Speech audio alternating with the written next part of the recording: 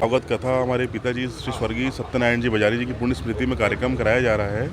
बाकी आयोजन समिति श्रीमद् भागवत कथा ये हमारे भैया हैं साथ में, बाकी जानकारी भैया बता देंगे आपको। नमस्कार, मैं अभिषेक अग्रवाल हूँ।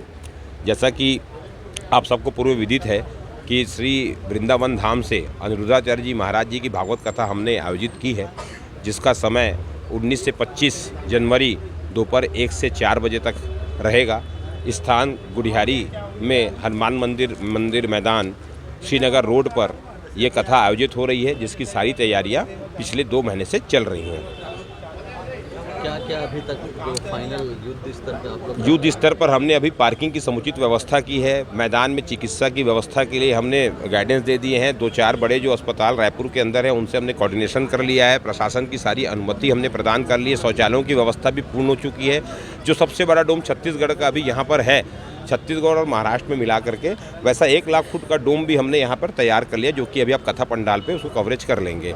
इसके अलावा साइड में 2 और हम पंडाल ट्रस खड़ा कर रहे हैं, जिससे भक्तों को बैठने के लिए, आने जाने की व्यवस्था के लिए कहीं पर भी तकलीफ ना हो। जल की पूरी व्यवस्था, पीने की पूरी व्यवस्था, पंखों की, हवा की एवं साथ में बिजली की सारी व्यवस्थाएँ अभी तक हमने पूर्ण कर ली है। जो मेन जो बचा हुआ है वो सिर्फ और सिर्फ शोभा यात्रा और मुख्य द्वार का जो काम अभी चल रहा है वो कार्य बचा हुआ है। लगभग 80 से 90% कार्य हमारा अभी तक पूरा हो चुका है।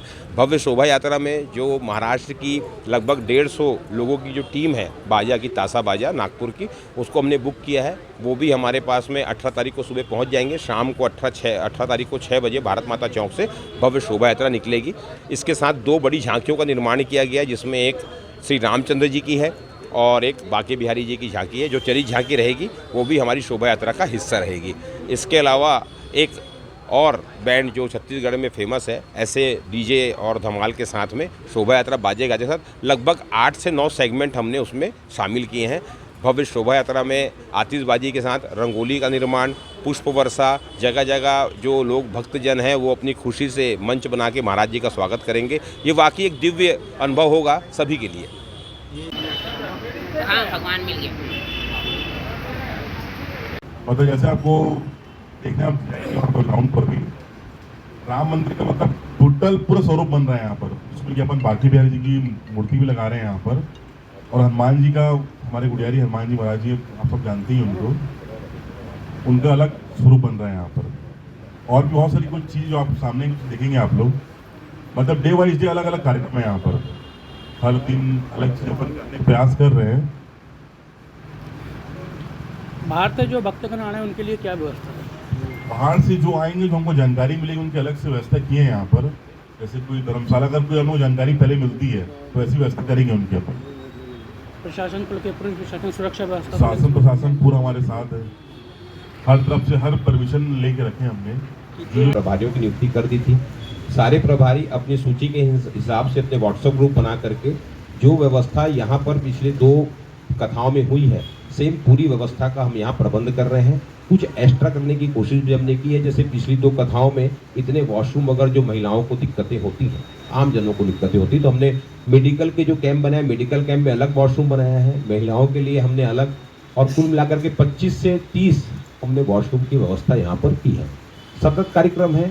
प्रतिदिन 3 प्रोग्राम है महाराज जी के। सुबह 9 से 10 अलग प्रोग्राम है, 1 से 4 अलग प्रोग्राम भागवत का, और शाम को फिर 6 से 7 अलग प्रोग्राम है। तो निश्चित रूप से यहाँ पर जो भक्तों का जो सैलाब है या भक्तों की जो संख्या है वो यहाँ रह सके, उनको समुचित व्यवस्था प्रदान हो सके, उसी के हिसाब से हमने यहाँ तैयारी की है।